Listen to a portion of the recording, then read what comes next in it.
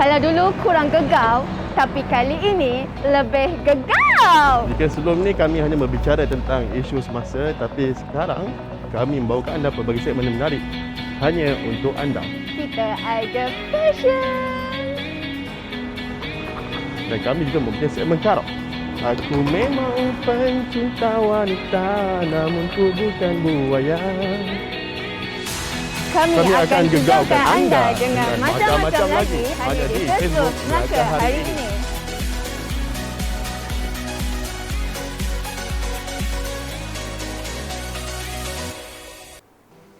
Hai semua, Assalamualaikum, selamat malam, selamat sejahtera kepada penonton setia Gegau at MSI. Hari ini anda bersama saya Hana Idris di dalam episod 10 Gegau at MSI musim kedua. Baiklah, diharap anda semua berada dalam keadaan sihat sejahtera walaupun PKP fasa PKP 3.0 ini dilanjutkan lagi 14 hari. Jadi Hana harap semua masih lagi berada dalam keadaan yang sihat sejahtera dan kekal berada di rumah, okey? Baiklah, sebelum tu Hana nak ajak kawan-kawan Hana yang sedang menonton Gegau MSI ini untuk follow kami di media sosial Melaka Hari Ini. Cari saja di Instagram, Twitter, search Melaka Hari Ini dan juga subscribe YouTube kami iaitu YouTube Melaka TV, okey? Sila pada demikian dan jangan lupa juga untuk share link ini, alright? Baiklah, hari ini macam biasa kita ada 3 segmen berita, kesihatan dan juga pendidikan. Since PDPR pun dah memula minggu ni, jadi kita ada selitkan sedikit segmen pendidikan untuk malam ini. Jadi sebelum kita pergi ke segmen seterusnya, kita pergi dulu ke berita. Alright, segmen berita di mana baru-baru ini tim Melaka Hari Ini ada membuat tinjauan di pusat pemberian vaksin PPV yang baru dibuka iaitu di Multimedia University MMU.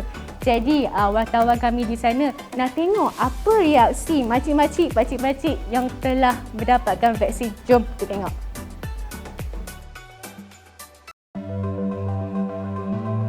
Fasa kedua program imunisasi COVID-19 kebangsaan PIK yang bermula 19 April lalu sehingga Ogos depan melibatkan warga emas berusia 60 tahun ke atas serta kumpulan rentan dengan masalah mobiliti selain orang kurang upaya. Tim Melaka Hari Ini sempat meninjau ke beberapa pusat pemberian vaksin PPV di negeri ini bagi mendapatkan reaksi golongan warga emas berkenaan suntikan vaksin. Di PPV Melaka Multimedia University MMU bermacam ragam dapat disaksikan. Rata-rata kelihatan tenang apabila dipanggil petugas kesihatan ke ruangan vaksinasi. Malah sebahagiannya juga meluahkan rasa lega selepas selesai menerima vaksin. Alhamdulillah, memang bersyukur, memang nak ambil, takut kan. Bang ketemu orang yang penyakit, kita ada ubat tahan dah dan di dalam badan kita. Jadi kita senang lah. Masa cocok sikit tu sakit lah, macam gigit kenggera je. Masa cocok jarum tu. Dia takut tu bukan apa, takut nak inject aja. Pasal masa saya ambil injection pergi haji tu ada juga yang takut. Tak ada masalah kan. Tapi sekarang ni macam vaksin ni macam cerita-cerita kat luar ni kan. Tu ramai orang ambil, tak ada apa masalah pun kan. Jadi kita ambil lah. Saya ucapkan terima kasih lah pada kaki tangan yang bertugas ni semua kan. Pasal layanan pun bagus. Tak ada apa masalah kan. Jadi dia punya tempat pun bagus, selesa. Mulut tu takut jugalah. Dan lepas tu fikir-fikir banyak orang yang dah buat kan. Jadi acik tak adalah takut terasa ni lah. Reda lah, tak ada pun benda kita. Siapa yang bagi galakan kat cik supaya ambil dekat vaksin ni? Anak lah. Anak, apa dia khabar? Dia kata, mak cucuk mak, jangan tak cucuk. Dia kata, besok mak sakit, kata dia lagi teruk. Dia kata, lepas tu mak tak boleh ke mana-mana. Aku tak ada kad tu, dia cakap. Dalam pada itu, kami turut dapatkan reaksi dari golongan veteran itu yang masih belum divaksin. Namun tidak sabar, malah ternanti-nantikan panggilan dan giliran untuk menerima suntikan vaksin COVID-19. Memang nak ambil. Makcik takut nanti jangkit kan. Satu makcik nak, kalau boleh nak cepat lah. Tunggu-tunggu tak sampai lagi ni. Aku tak sabar nak ni. tak sabar nak vaksin. Tunggu 18 hari bulan nak pergi. Nak enjek. Oh, tak sabar dah ni. Tak sabar. Aku ingat ini hari atau besok. Itulah kena tunggu 3 hari, 4 hari ke? Cik rasa vaksin ni bagus tak? Apa pula tak bagus. Orang dah semua dia injek vaksin itu dia boleh tahan, apalagi kita tak ada nak takut-takut. Kalau dikasih boleh juga, apa salahnya? Sebab vaksin ini tadi kan untuk antibody kita. Dia bukan, walaupun dia bukan pengobat, tapi dia untuk mempertahankan antibody kita bagi menghadapi serangan ini virus ni kan, COVID-19 ni. Setakat ini sebanyak 38 PPV telah dibuka di seluruh Melaka dan kerajaan negeri menyasarkan seramai 7,500 rakyat negeri ini dapat diberikan vaksin secara harian dalam usaha mencapai imuniti kelompok pada penghujung tahun ini. Kepada yang belum mendaftar vaksin, tunggu apa lagi? Daftar vaksin demi keselamatan diri dan keluarga. Jom daftar ambil vaksin. Jom daftar ambil vaksin. Okey, jom ramai-ramai kita ambil vaksin. Mantap.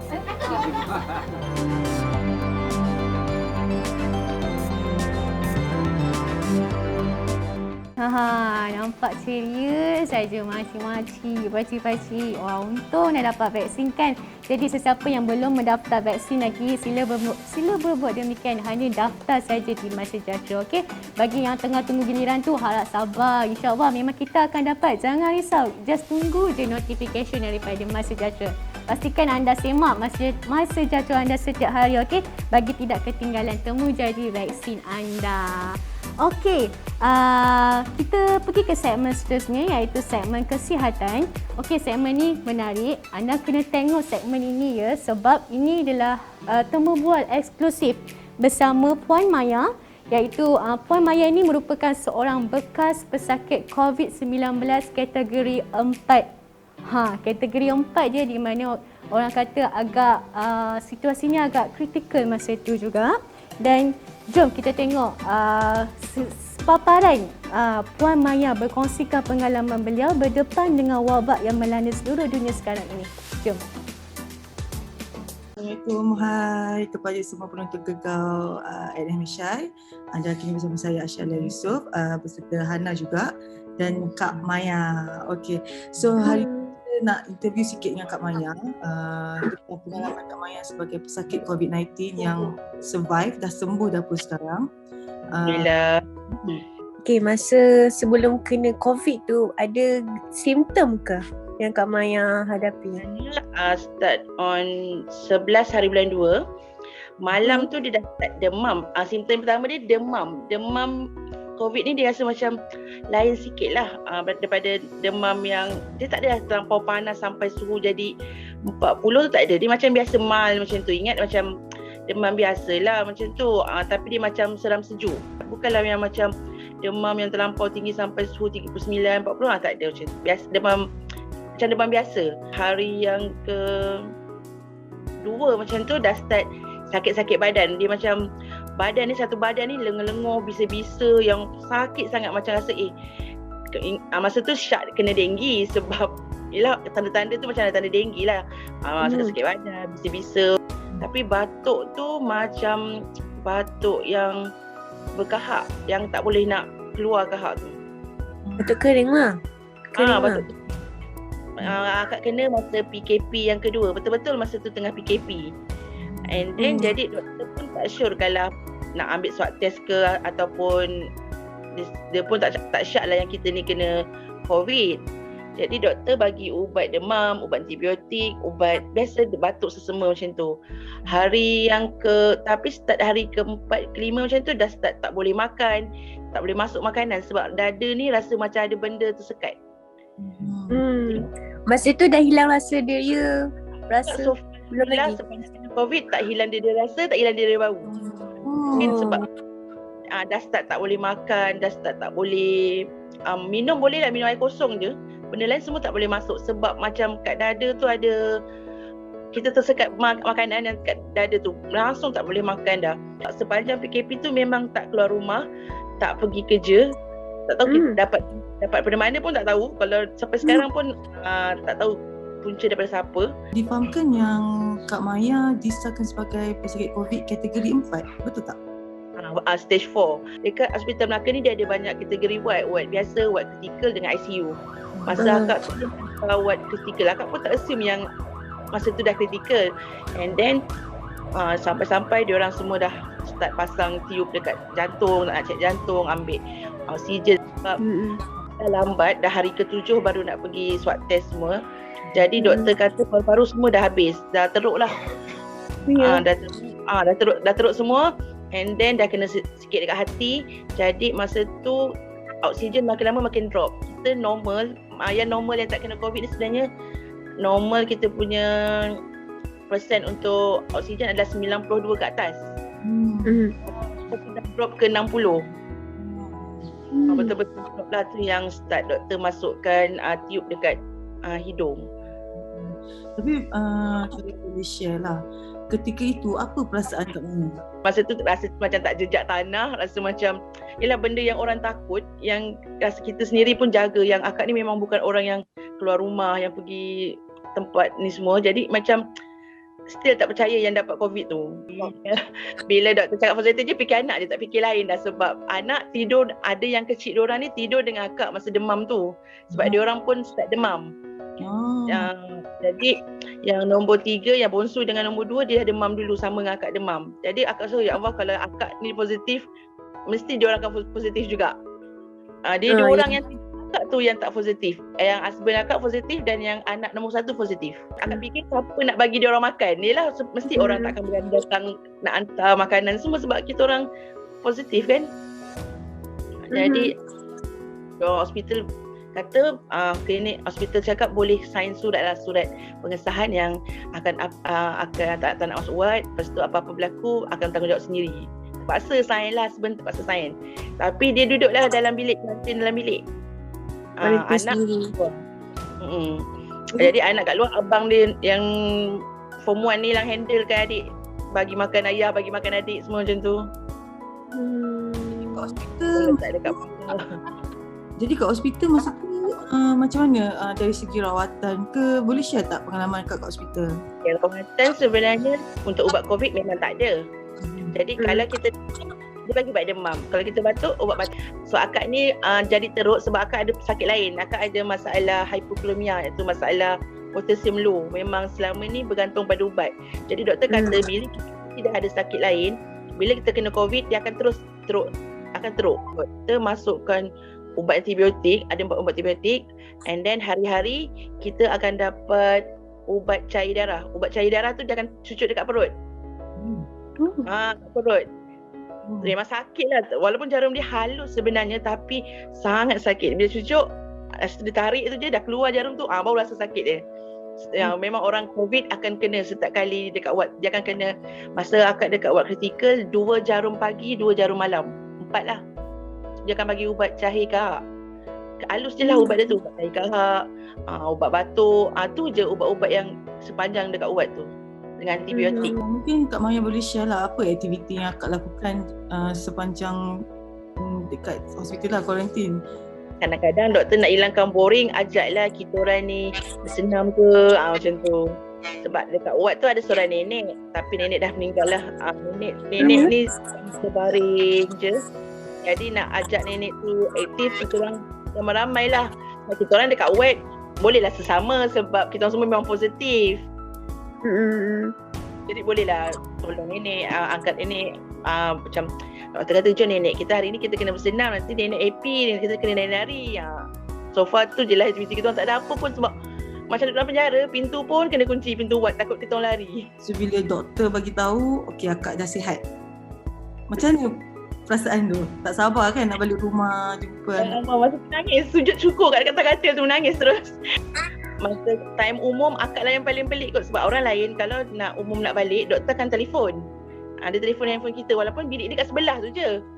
Tapi telefon cakap puan boleh balik. Tapi akak ni pelik, nurse dengan doktor jerit daripada bilik tu, Kak Maya dah boleh balik. akak seorang pelik macam tu. Jadi dia orang bersorak jerit kuat-kuat sebab agaknya akak ni selalu gelak-gelak, kacau-kacau doktor, kacau nurse sebab nak hilangkan boring. Jadi bila time makan nak balik tu dia orang macam happening juga, buat macam benda happening satu wad bersorak macam tu. Macam itulah kenangan kot. Lepas memang sujud syukur, memang nangis lah, memang nangis sebab orang kata dapat balik wad, dapat keluar wad ni rasa macam hidup mati hidup semula lah, macam tu. Mungkin akak ada pesanan kepada orang ramai di luar sana tentang sebenarnya COVID ni real, dia wujud. Sebab akak ramai sangat dah baca, semua cakap tipu, dia kata macam ada agenda lah. Sebenarnya kalau orang yang tak kena, orang tak tahu yang kena COVID ni sangat sakit. Sebab dia paling sakit bila tempoh kita nak lepaskan tempoh kritikal tu. Sebab kalau orang yang tak kuat tu kadang-kadang fikir kalau orang tua-tua yang tak boleh tahan, yang tak mampu nak bertahan, memang orang kata boleh pergilah. Kalau kata COVID ni tipu, tak, memang sakit, sangat-sangat sakit. Mungkin yang nasihat akak kepada orang ramai kat luar sana supaya untuk terus jaga. Nanti kalau kata double mask lagi better, pakai double mask. And then sebab doktor pun cakap kadang-kadang kita pergi mall, kita tak tahu barang yang ada tu mungkin orang tu dah pegang, orang tu ada COVID. Kita pun sentuh barang tu. Kalau rasa sekarang ni pun dah banyak boleh beli online, better online. Pergi kerja, first balik tu orang kata mandi dulu. Okay. Terima kasih Kak Maya atas perkongsian yang sangat-sangat bermakna ini, dan semoga jadi pengajaran untuk orang di luar sana supaya lebih berjaga-jaga, kan? Ya betul. Okey, sama-sama. Benar, COVID-19 itu wujud ya semua. Siapa cakap COVID-19 itu agenda semata-mata? Bukan. Sebab anda tak punya rasa lagi tahu COVID-19 tu macam mana. Ini Puan Maya sendiri tadi anda telah saksikan bagaimana kesakitan yang harus ditanggung dan macam mana pula perasaannya nak meninggalkan anak-anaknya dan suaminya di rumah, kan? Jadi jagalah kesihatan anda, jaga diri anda dan juga jaga keluarga anda, okey? Baiklah, kita pergi ke segmen seterusnya iaitu segmen pendidikan. Sebab kita dah start kan, adik-adik kita dah start belajar minggu ni tapi belajar daripada rumah. Dan untuk segmen ini kita ada temu bual bersama TC Muhammad Yuzair bin Yaakob, iaitu seorang pensyarah servis kenderaan ringan SKR di College Community Bukit Beruang Melaka. Jadi Cikgu Yus ini akan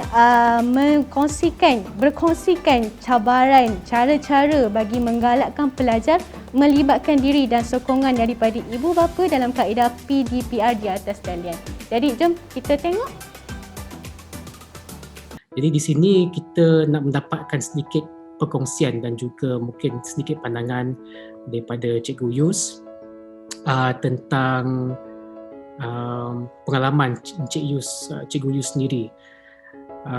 Apakah di antara cabaran awal yang dihadapi ketika menjalani kaedah pembelajaran dan juga pengajaran dari rumah bersama dengan para pelajar, Cikgu Yus? Okey, terima kasih Cik Nakib. Sebenarnya untuk kita first PKP 1.0 pada tahun lepas, memang dari segi persediaan tu memang belum ada lagi lah. Maksudnya dari segi pihak saya lah sebagai tenaga pengajar sendiri, saya ada buat 2 point lah, di mana dari segi pihak saya sendiri dan dari segi sudut pelajar tu sendiri apa cabaran ataupun dari segi kekangan lah. Okey, pertama yang saya boleh kongsikan lah sepanjang PKP dulu sampai sekarang, mungkin sekarang dah dapat penambahbaikan. Okey, yang sebelum ni aplikasi tu, maksudnya aplikasi yang sesuai yang digunakan untuk contohnya saya bidang otomotif, apa aplikasi yang sesuai, maksudnya yang kata open source, yang free, yang kata stable kan. Kalau kita online tu kita boleh join ramai dari segi pelajar ataupun peserta lah nak join sekali tu. Jadi yang first tu berkaitan dengan aplikasi lah. Jadi itu yang cabaran yang pertama lah. Apa first time kan, sebelum ni kita biasa pakai WhatsApp call apa semua kan, ada limit kan. Jadi yang tu yang pertama untuk tahun lepas. Okay, untuk yang seterusnya adalah berkaitan yang paling penting sekali lah. Bila kita online ni, yang paling penting adalah berkaitan dengan line internet lah. Okey, untuk line internet ni pula biasanya lah macam saya tahun lepas memang saya pakai wifi kat rumah. Jadi bila wifi ni saya tengok kalau kita pakai streaming lah, dia kalau macam isteri saya sendiri pun ada online class, macam saya pun ada online, jadi kadang-kadang dia lost connection internet, tak stable kan. Itu salah satu cabaran je lah. Lagi bila ada masalah ni, contohnya kalau macam last year saya masa tu tak prepare lagi, masa tu saya pakai prepaid lagi. Sebab apa? Bukan sebabkan tapi saya punya call memang unlimited. Tapi saya punya data tu sebab apa? Tahun kat office saya pun dah sini dah ada wifi, kat rumah pun dah ada wifi. Berkaitan dengan kekangan saya lah untuk PDPR ni, pelajar-pelajar saya lepas biasanya memang daripada lepasan SPM. Jadi pelajar ni background keluarga dia, kita tahu ada yang bukannya senang ada yang pelajar yang buat part time kerja. Kadang memang dari segi kita tengok untuk yang masalah dari segi ada kehilangan kerja, kita tak tahu keluarga dia mungkin ada masalah meniaga. Jadi mungkin pelajar saya ni dia tak dapat fully fokus lah, mungkin dia akan buat kerja part time macam tu lah, buat Grab lah. Masa tu Grab dia yang boleh buat untuk hantar barang COD Okey, lagi tu pelajar ni tak semua boleh join kelas secara online. Sebab apa saya tengok contohnya dia sekarang berada di kawasan bandar, okey lah line signal lah, mungkin dia guna satu telco yang okey kan. Mungkin satu telco bila balik ke kampung halaman mungkin line tu tak berapa kuat. Jadi nak download, nak upload atau saya bagi tugasan nak upload ambil masa. Atau bila nak submit daripada assignment atau tugasan sendiri pun ada orang kata ada masalah. Jadi masalah tu take time lah. Jadi saya pun kena terima lah, benda ni semua di luar kawalan kita kan. Tapi macam mana effort ataupun pelajar tu sendiri adalah. Maksudnya walaupun lambat pun dia tetap hantar tugasan lah, sebab kita nak dari segi markah apa semua kan. Kita beralih kepada soalan yang seterusnya. Soalan nombor 2, apakah cara dan juga kaedah yang Cikgu Yus lakukan untuk menarik minat dan juga memberi galakan kepada para pelajar untuk hadir dan juga memberi sepenuh perhatian ketika sesi PDPR sedang berlangsung? Okey, terima kasih lagi dengan soalan yang nombor 2 ni. Okey, saya pertama sekali aplikasi yang sesuai lah saya gunakan aplikasi menggunakan Google Meet lah. Google Meet ni kita buat live dari PDPR. Tapi dalam Google Meet tu kita sendiri ada Google Classroom. Mana Google Classroom ni kita ada handout berkaitan video ataupun kita tugasan, kita boleh bagi pelajar yang tak dapat nak follow kelas kita secara on time lah masa tu. Okey, seterusnya dari segi bila kata cabaran maknanya kaedah tu saya gunakan, saya nak tarik pelajar ni biasa saya gunakan start induksi lah. Biasa cikgu ataupun pendidik ni start induksi ni saya tak terus fokus pada proses pembelajaran pada hari tu. Biasanya saya akan tanya khabar, lepas tu apa dah buat hari ni. Okey, kalau boleh apa yang kita buat hari ni, lebih kepada soalan-soalan motivasi lah bagi pelajar ni. Dia tak rasa bila kita duduk rumah ni rasa macam-macam lah tekanan daripada dalam rumah, luar rumah kan. Kita pun tak tahu masing-masing keadaan rumah yang kecil ataupun ruang yang tak sesuai untuk buatkan PDPR Jadi kat situ saya tanya khabar, borak secara santai lah dengan pelajar ni. Lepas tu saya ada buat sikit quiz lah. Biasanya quiz ni saya menggunakan aplikasi saya gunakan online spin lah. Online spin ni kita boleh klik dalam online kita type untuk online spin. Lepas tu saya letak nama, katakan pelajar saya 20 orang. Okey, contohnya saya ada soalan berkaitan tajuk hari ni. Okay, you dah study apa untuk tajuk ni, saya klik kena nama contohnya seorang tu, dia kena jawab lah. Jadi saya pick up daripada situ lah, nampak dia ada interaktif sikit lah macam tu. Jadi pelajar pun bertunggu-tunggu kan siapa yang kena kan untuk jawab tu kan. Kat situ lah. Yang keduanya boleh gunakan aplikasi Kahoot lah. Kahoot ni kita quiz lah, maknanya siapa boleh jawab quiz-quiz. Siapa yang dapat best ranking ke orang kata markah yang tinggi apa semua, nanti dia akan keluar terus lah kat situ, kat paparan tu. Soalan yang terakhir untuk petang ini, kita tahu kaedah PDPR, pembelajaran secara PDPR ni melibatkan hubungan dua hala di antara para pelajar dan juga para pengajar. Mungkin dari segi pengalaman dan juga pendapat Cik Yus, sokongan dari segi ibu bapa, sokongan daripada ibu bapa dari segi support tu memang sangat penting. Mungkin Cikgu Yus boleh kongsikan ataupun boleh memperkatakan sedikit dari macam mana kalau kita nak dapatkan sokongan yang lebih mantap daripada ibu bapa atau penjaga dalam memastikan pelajar ni dia terus hadir ke kelas,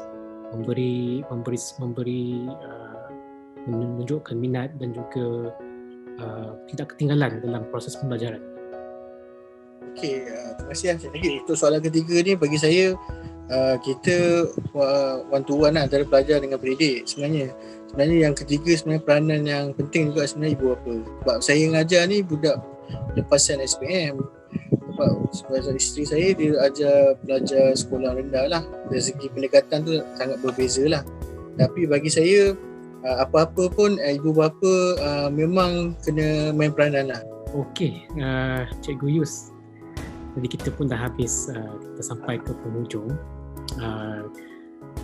Bagi pihak Gegau Melaka hari ini, saya nak ucapkan terima kasih lah kerana sudi meluangkan masa memberi sedikit pendapat, berkongsikan pengalaman berkenaan dengan topik hari ini. InsyaAllah di masa yang akan datang kita boleh bertemu lagi melalui aplikasi Zoom call, dan mungkin kita boleh ceritakan tentang topik-topik yang lain yang boleh kita kongsikan bersama dengan para penonton. Untuk itu sekali lagi saya ucapkan terima kasih dan insyaAllah kita akan berjumpa lagi. Assalamualaikum. Waalaikumsalam. Saya pun terima kasihlah pada pihak Cik Nagib dan Melaka hari ini untuk slot Gegau Gegau untuk pendidikan kan. Okey, terima kasih. Sekali lagi lah saya ucapkan kepada pihak kerana sudi menunggu saya pada petang ni. InsyaAllah lah yang baik itu datang daripada Allah SWT, yang kurangnya datang daripada diri saya. Diharapkan apa yang saya share ni, berkongsi ni dapat manfaat lah. Itu saja, terima kasih kerana sudi mendengar saya. Kalau ada, okay. Terima kasih. Baiklah, itulah sedikit perkongsian yang bermanfaat untuk cikgu-cikgu dan juga ibu bapa. Diharapkan anda bolehlah mempraktikkan apa yang telah dikongsikan oleh Cikgu Yus tersebut. Baiklah semua, rasanya dah habis untuk ketiga segmen malam ini. Jadi sebelum Hana beredah, Hana nak tinggalkan pesanan untuk semua warga Melaka, jangan lupa untuk daftar vaksin anda di MySejahtera. Okey, bagi sesiapa yang daftar, syabas diucapkan. Okey, just tunggu je anda dipanggil. Sabar, okey, sabar. Just tunggu je appointment anda datang dan insya-Allah kita semua akan dapat vaksin. Jangan risau. Baiklah, Ana juga nak ingatkan supaya warga Melaka untuk join bacaan Yasin secara maya jam 9 pagi esok. Okey, anda boleh ikuti bacaan Yasin secara maya tersebut melalui Facebook Melaka hari ini, dan juga selepas bacaan Yasin tersebut kita akan ada pengumuman khas, perutusan khas pakej rancangan ekonomi oleh Yang Amat Berhormat Ketua Malaysia Melaka iaitu Datuk Seri Utama Sulaiman bin Man Ali tentang pakej bantuan yang akan disalurkan untuk rakyat Melaka. Jadi jangan lupa esok pagi, okey? Just stay tune dia esok pagi hanya di Facebook Melaka hari ini. Baiklah, rasanya sudah cukup masa Hana di sini. Jangan lupa untuk follow kami di media sosial Melaka hari ini, join Telegram rasmi Melaka hari ini. Dan jangan lupa, okey, terus kekal berada di rumah, jangan keluar ke mana-mana unless kalau ada urusan penting barulah kita keluar. Okey, jaga diri anda, jaga keluarga anda, jaga persekitaran anda. Okey, jumpa lagi. Assalamualaikum. Selamat malam. Bye.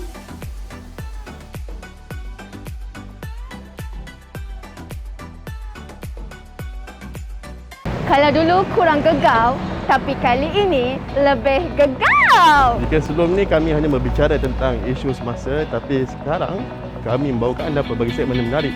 hanya untuk anda. Kita ada fashion. Dan kami juga mempunyai segmen Karok. Aku memang pencinta wanita, namun ku bukan buaya. Kami akan gegarkan anda dengan macam-macam lagi hanya di Facebook Melaka hari ini.